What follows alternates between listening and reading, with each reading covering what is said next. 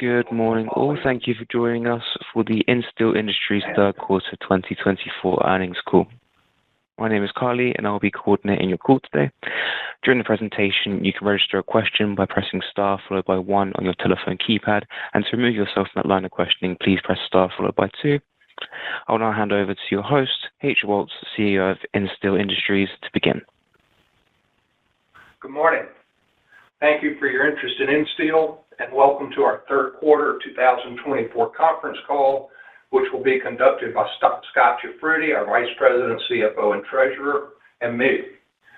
Before we begin, let me remind you that some of the comments made on our presentation are considered to be forward-looking statements that are subject to various risks and uncertainties, which could cause actual results to differ materially from those projected.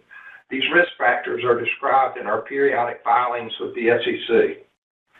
During Q3, we experienced a continuation of sluggish market conditions, although momentum increased steadily to the point that we began ramping up operating hours to manage lead times, primarily in our welded wire reinforcement business. While we're not pleased with our Q3 results, patience is the only viable strategy for us since we're unable to create demand, and competitors who believe that reducing prices will stimulate demand or result in market share gains are simply mistaken. We've noted that market lethargy is not limited to reinforcing markets, following reduced estimates for producers of cement, steel, aggregates, and other construction materials. The better news is that we believe market conditions are recovering and that the longer-term outlook for demand is quite positive.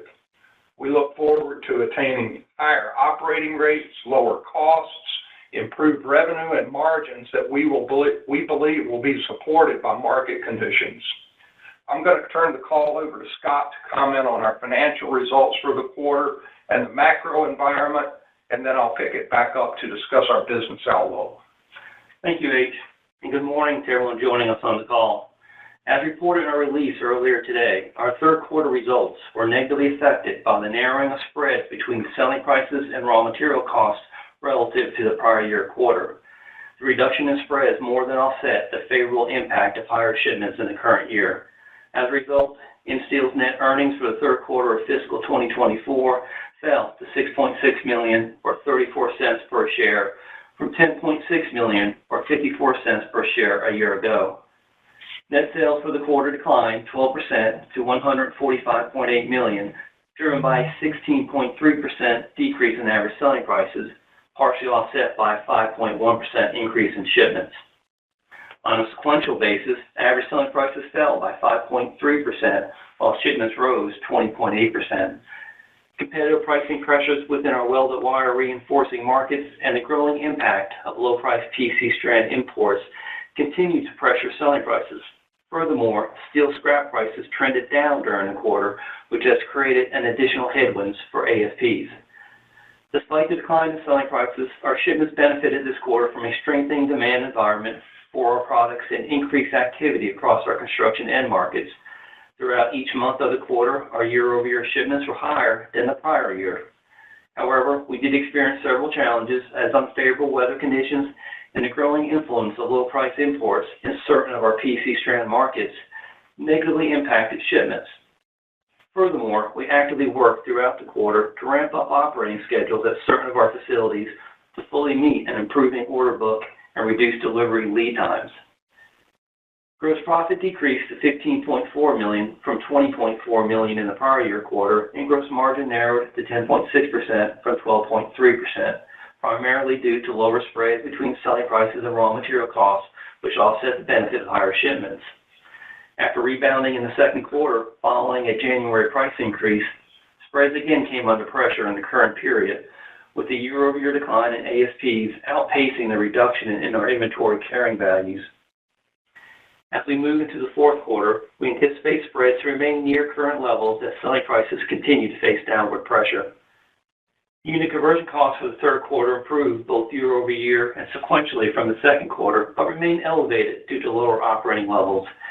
As we enter our fourth quarter, we expect to make further progress in reducing our conversion costs as we continue ramping up operating schedules in response to improving market conditions and leveraging our recent capital investments. SG&A expense for the quarter remained unchanged at $7.9 million, representing a 5.4% of net sales, compared to 4.8% of net sales in the previous year. An increase in depreciation expense combined with the relative year-over-year change in the cash surrender value of life insurance policies were offset by lower compensation expense under our return on capital-based incentive plan, which was negatively impacted by weaker year-to-date results. Our effective tax rate for the quarter rose to 24.7% from 22% a year ago. The increase was largely driven by the effect of a discrete tax item, which had an amplified impact on the rate due to the lower pre-tax earnings. Looking ahead to the balance of the year, we expect our effective rate to run close to 23%, subject to the level of pre-tax earnings, book tax differences, and the other assumptions and estimates that compose our tax provision calculation. Moving to the cash flow statement and balance sheet. Cash flow from operations for the quarter generated $18.7 million of cash, due mainly to net earnings and a reduction in net working capital. This reduction was driven mostly by a $10.4 million increase in accounts payable and accrued expenses, as well as a $3.2 million decrease in inventories. Our inventory position at the end of the quarter represented 2.5 months of shipments on a forward-looking basis, calculated off of forecasted Q4 shipments, which is down slightly from 2.6 months at the end of the second quarter. In addition, the average unit cost of our inventories at the end of the third quarter was lower than our third quarter cost of sales. This is expected to have a favorable impact on spreads and margins in the fourth quarter as the lower cost material is consumed and reflected in cost of sales, provided that average selling prices did not decrease to a greater extent. We incurred $3.2 million in capital expenditures in the quarter for a total of $17.5 million through the first 9 months of our fiscal year. Based on our forecasted expenditures for the fourth quarter, we have reduced our full-year target to $25 million from the previous communicated target of $30 million.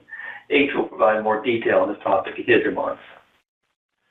We continued our share buyback during the quarter, repurchasing $1 million of our common equity, equal to approximately 30,000 shares. From a liquidity perspective, we ended the quarter with $97.7 million of cash on hand, and we're debt-free with no borrowings outstanding on our $100 million revolving credit facility, providing us ample financial flexibility and ability to pursue any attractive growth opportunities that may develop. Turning to the macro indicators for our construction end markets, the latest reports to the architectural billings and Dodge Momentum Indexes, which are leading indicators for non-residential building construction, offer a mixed view of market conditions going forward. In May, the ABI declined to a score of 42.4, remaining well below the growth threshold of 50, as architectural firms report both a decrease in billings and a slowdown in new projects. On the other hand, the Dodge Momentum Index, which tracks non-residential building projects entering the planning phase, rose by 10.4% in June to 198.6. This represents a 7% increase year over year. The higher June reading was largely due to a 14.5% rise in the commercial component of the index, fueled by data center planning activity. Year over year, the commercial segment is up 25%. The latest May report from the U.S. Department of Commerce shows that the monthly construction spending data remains strong. Total spending on a seasonally adjusted annual basis is up 6.4% from last year. Non-residential construction is up over 6.2%, and public highway and street construction, which is one of the largest end-use applications for our products, is up 9%. However, while construction spending remains elevated, U.S. cement shipments, another measure that we track, continues to lag 2023 levels, as shipments were down 8.1% in March and 4.4% for the calendar year. Finally, this week, the AIA released its semi-annual construction forecast for non-residential building construction for 2024 and 2025. Spending on non-residential buildings is projected to increase 7% for 2024, driven by strong gains in the industrial sector. However, the forecast also indicates that spending growth is expected to slow in 2025, with only 2% growth in overall spending projected. This concludes my prepared remarks. I'll now turn the call back over to H. Thank you, Scott. As we commented last quarter, the operating environment during fiscal 2024 has been difficult as we face headwinds, including declining steel prices, inventory liquidations by customers, the need to align our finished goods inventories to reflect lower shipments, and finally, the normal seasonal downturn in construction activity. We're glad to report that these adverse conditions seem to have run their course, and we are experiencing rising demand driven by market fundamentals as well as the capital investments made by the company in recent years. As we reported in Q2, shipments for Q3 were not impressive, but each month showed improvement as inventory positions through the supply chain improved and construction spending and employment telegraphed improving market conditions. We believe the slow and steady demand improvements we've experienced recently will continue into our fourth quarter. Backlogs in our welded wire reinforcement business have lengthened to an uncomfortable degree due to compressed operating schedules that were dictated by weak order entry and shipments earlier in the year, together with more robust order entry activity. And we're ramping up operating hours at several facilities to respond to more robust demand. Hiring continues to be difficult in view of low unemployment rates in most markets, but conditions have improved considerably since hiring challenges peaked. As Scott mentioned, and as we've stated in the last couple of earnings calls, we are increasingly affected by low-priced imported PC strand from producers in a variety of countries that appear to be circumventing the Section 232 tariff on hot-rolled steel by downstreaming.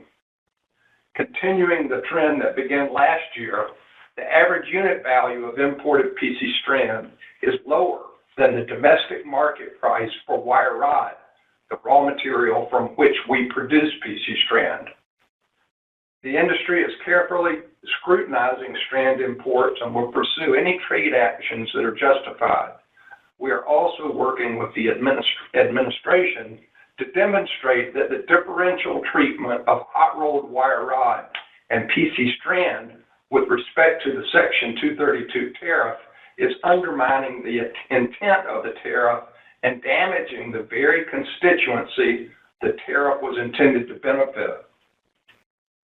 We're optimistic about the impact on our markets of the Infrastructure Investment and Jobs Act, although at this point it's difficult to point to the specific projects that have affected demand. With respect to IIJA, the Secretary of Transportation has acknowledged delays of multiple years between appropriations and increased demand for construction services and materials. The administration has also been clear that it views IIJA as a new way of funding infrastructure investment and not as a stimulus program. In other words, it does not appear to surprise the administration that the impact of the legislation on infrastructure spending thus far is muted. Meanwhile, of course, inflation is impacting project costs and jeopardizing the viability of some projects. Despite these obstacles, we believe that IIJA funds will ultimately be allocated to projects and spent as intended with a beneficial impact on our industry. Turning to CapEx, while we had previously indicated that CapEx for 2024 would come in at approximately $30 million, we scaled back our view based on actual expenditures through the third quarter and expectations for the balance of the year. We have not, however, canceled projects that had been approved previously. We expect to come in closer to $25 million based on actual experience. As we stated earlier, elevated CapEx for 2023 and 2024 does not imply a permanent step up in our CapEx expectations. On an ongoing basis, we would expect CapEx to range closer to depreciation and amortization and to be elevated in years we elect to expand capacity or incorporate new technology into our facilities through equipment replacement. As a reminder, the CapEx amounts for 2023 and 2024 are heavily influenced by the addition of 3 new production lines at our welded wire reinforcement plants and the addition of a production line at a PC strand plant. The scale of these additions should be viewed as unusual and not a recurring event. The investments we're making in state-of-the-art technology will expand our product capabilities and favorably impact our cash costs of production. We believe that companies failing to take advantage of significant technological innovations will become increasingly uncompetitive. As you know, Insteel continues to be debt-free and has substantial flexibility to make decisions for the long-term best interest of its customers and shareholders. Looking ahead, we're aware of the substantial risk related to the future performance of the U.S. economy and are monitoring the environment. In any event, we're well positioned to aggressively pursue actions to maximize shipments and optimize our costs, and to pursue attractive growth opportunities, both organic and through acquisition. This concludes our prepared remarks, and we'll now take your questions. Carly, would you please explain the procedure for asking questions? Thank you very much, H. If you'd like to ask a question, please press star followed by 1 on your telephone keypad now. And if you'd like to remove yourself from that line of questioning, please press star followed by 2 on your telephone keypad. Our first question comes from Julio Romero of Sidoti. Julio, your line is now open. Thanks. Hey, good morning, H and Scott. Maybe just to start on demand. You sound much more optimistic about improving conditions. You talked about trying to ramp up operating hours. Just maybe talk about what you're seeing across your end markets, either from inquiries or orders, that kind of gives you optimism that demand is indeed improving. Well, both our forecast and our order entry rate cause us to be optimistic about where we see things going. But as I stated in my remarks, we've seen a steady and slow improvement in our order intake and in conditions in the market. I don't mean to imply that we expect to see a big pop. It's more slow and steady.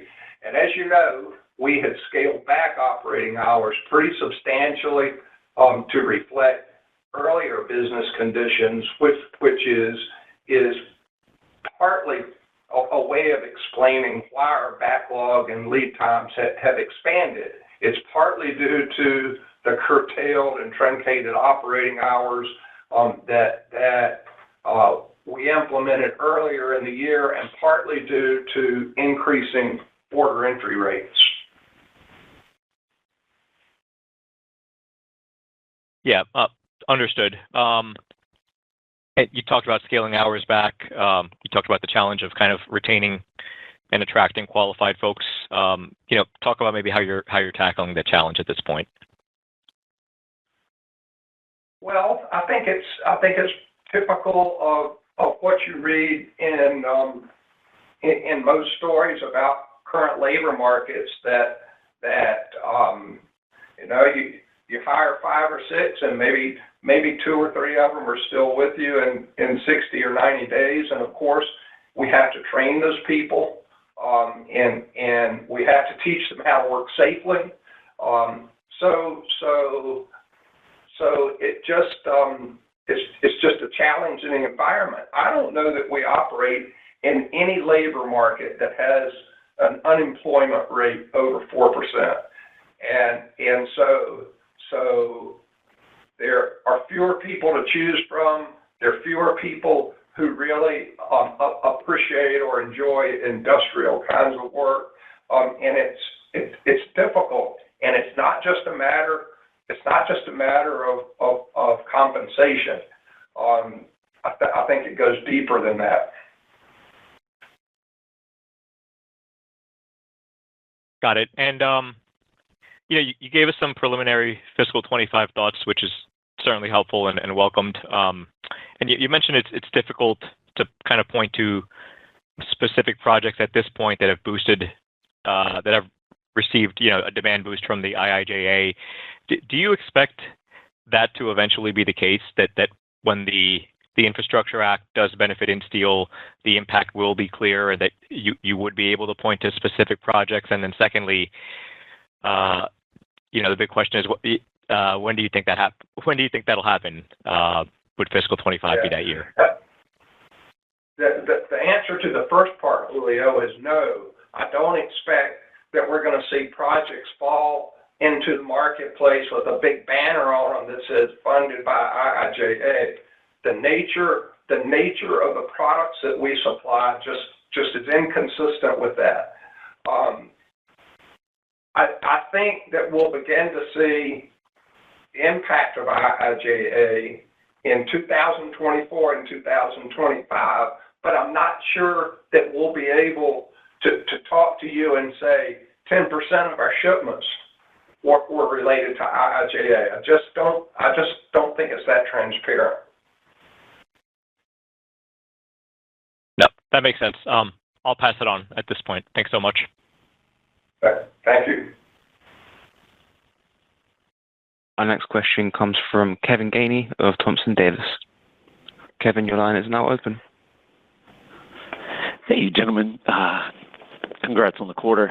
I kind of wanted to, you guys have already kind of talked about public demand, but maybe if we could go into private demand, how you're thinking about that underlying over the next few months and maybe into 25?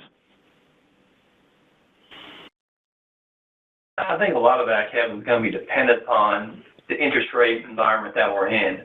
Surely, if there is cuts going forward, that could generate some demand in that private commercial segment, but it's too early to tell right now. And when you speak of private, are you also speaking of residential?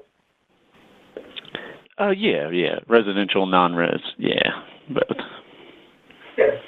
So it seems that the outlook for residential is reasonably bullish, and I would say less uncertain than the outlook for private commercial.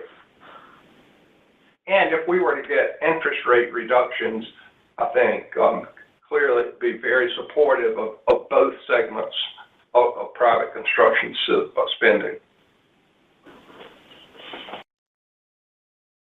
Since you guys kind of brought up the rate talk, have you found that any of your customers have changed the timing of projects for that anticipation of rate cuts? Yes, we have, and it is. It's clear in the number of times that we requote projects that developers and owners who are on the edge about starting a project, they're looking at two things. They're looking at sharply higher costs over the last couple of years just due to the inflationary environment, and they're looking at higher financing costs. And some have elected to try to wait that out. I don't think the projects are dead, but when you requote a project 4 times, I mean, there's a clear message there, and we've seen that. That sounds exhausting.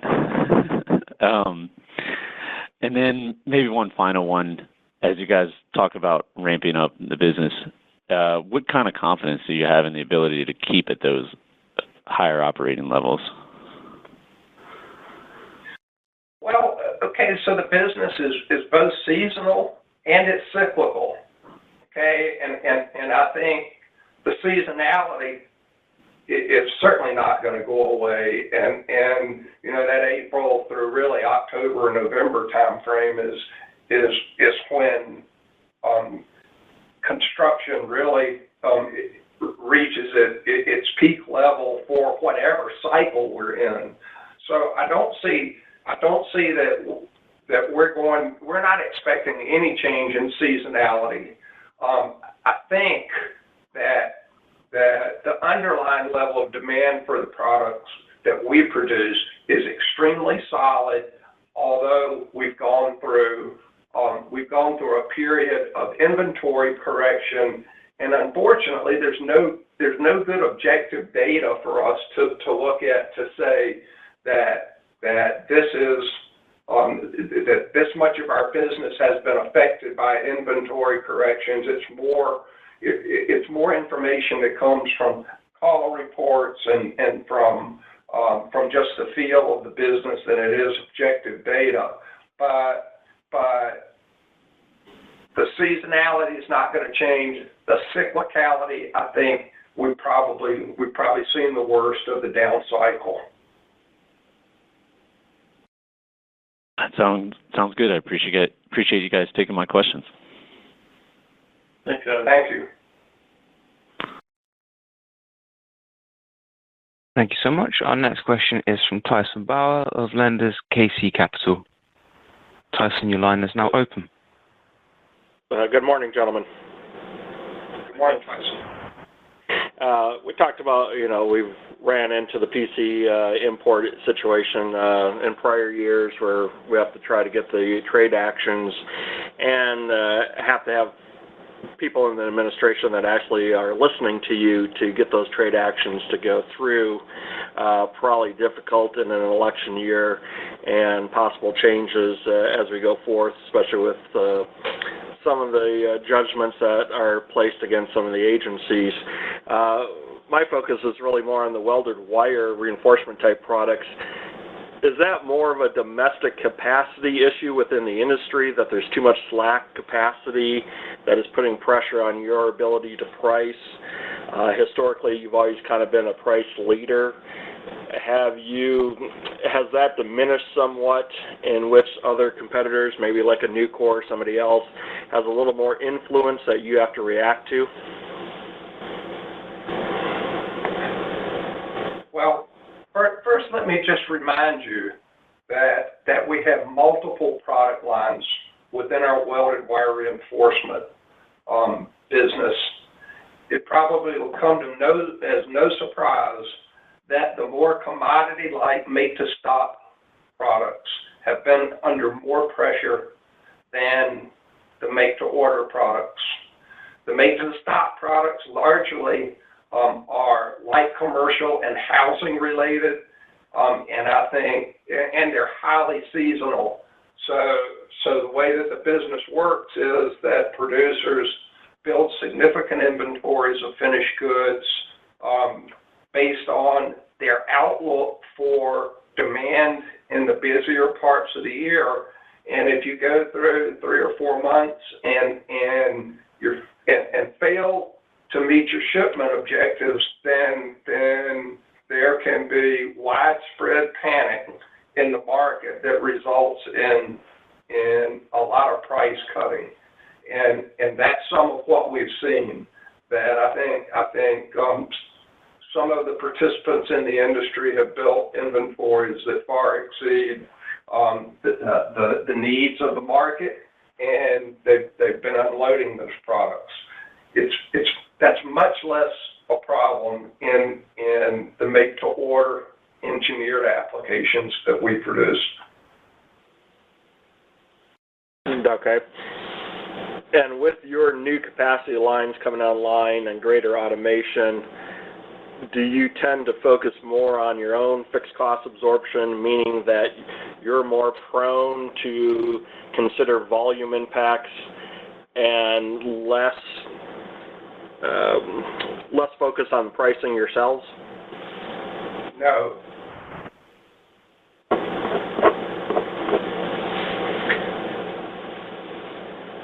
When you talk about labor increases, is that specific to certain product lines and locations, or are you making a general statement company-wide? Well, it's company-wide, but company-wide is rolled up from 10 separate labor markets that we compete in. So I would say that the forces that have affected labor costs are the same nationwide, but the degree to which it has affected our company varies with each labor market that we're in. But as a general statement, all labor markets have been affected and are more costly by a wide margin today than they were previously. And actually, I don't consider that a bad thing. Okay, that position is that we're going to be competitive in every market that we operate in, and I don't think that we're going to find that we have competitors who have substantially lower labor costs, and so I think the playing field is level. Okay. You talked about the somewhat disappointing volume shipments. You thought it'd be even greater, especially with seasonal impact year-over-year type metrics. As we've learned through the years, you don't necessarily ever get a catch-up quarter per se. Things just kind of get pushed to the right. Is that what you're seeing in this scenario also, is that we may be ramping up and better, but don't expect, kind of that pig in the python situation where we're going to get an outsized quarter? Yeah, I don't think there's a whole lot of catching up that goes on. One of the problems that we see, and again, it's very hard to quantify, but it's obvious that our customers also have challenges in the labor market. We have customers who have products that have been sold to contractors, but the contractors have insufficient labor to get those products in the ground, and therefore we have customers whose yards have filled up, and that is affecting their ability to produce and to purchase from Insteel because they have nowhere to put finished goods, although the finished goods they have on their sites are generally sold to specific projects. So I think to every extent possible, and that weather allows, contractors and our customers will extend the season as far as they can in order to finish up projects. But I think you're also right that what we don't ship this year will be shipped next year. It's not a question of building a big backlog that you can blow out in the down part of the year. The business just doesn't work that way. Okay, and last question for me.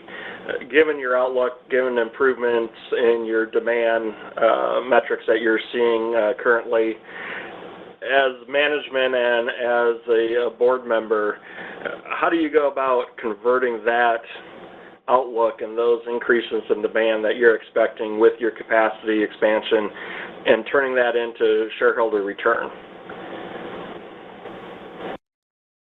Well, I think it's just as we've stated in the past, that all of the new investments that we've made have a component of a return component of cost reduction as well as capacity expansion.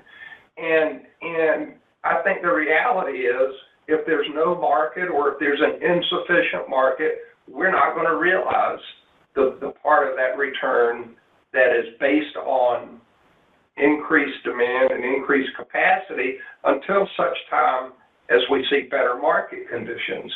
And also, as I've said on multiple occasions, you don't choose your time to start these investments up.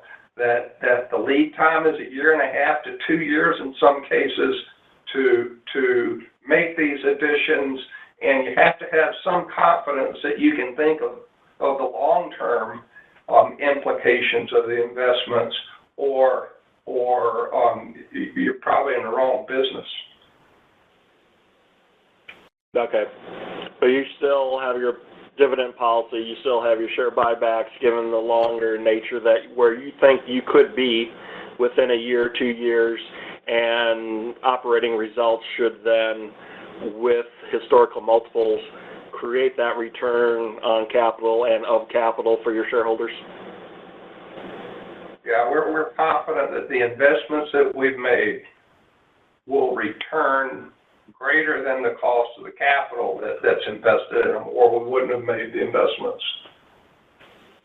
Sounds great. Thanks a lot, gentlemen.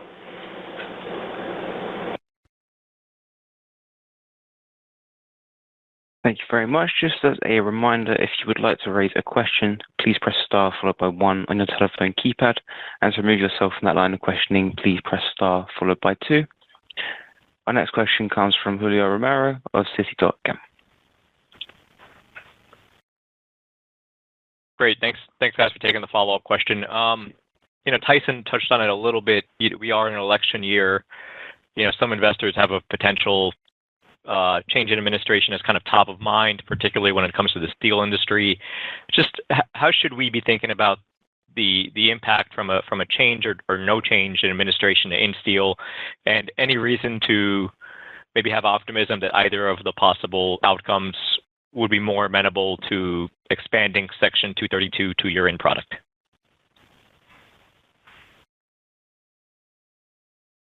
It's hard to know what an incoming Trump administration may do with respect to Section 232, although Trump implemented 232 and his people were very sympathetic to the problem that we described to them. But when we described it to the Trump administration, it was hypothetical. Today, we can demonstrate and quantify the impact of the hypothetical problem that we described in 2019 and 20 has actually come to pass.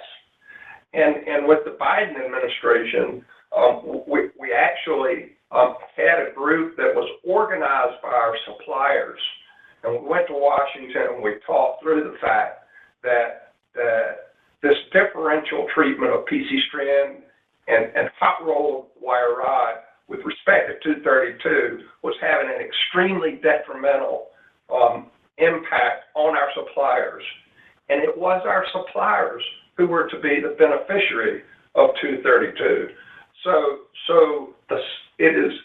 they're very sympathetic to the problem. There is adequate data to demonstrate what's exactly happened. But the real life fact of the matter is it takes a presidential proclamation to add PC strand to 232.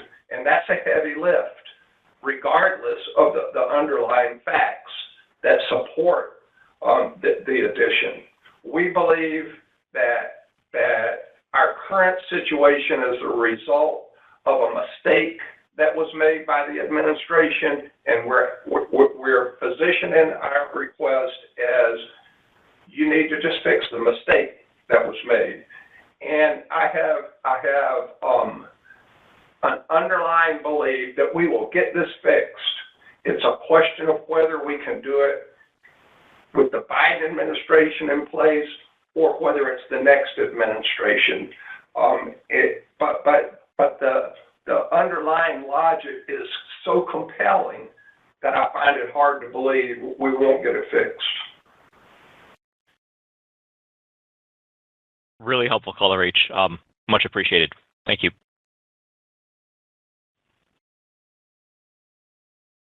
Thank you very much. We currently have no further questions, so I'll hand back to H. Waltz for closing remarks.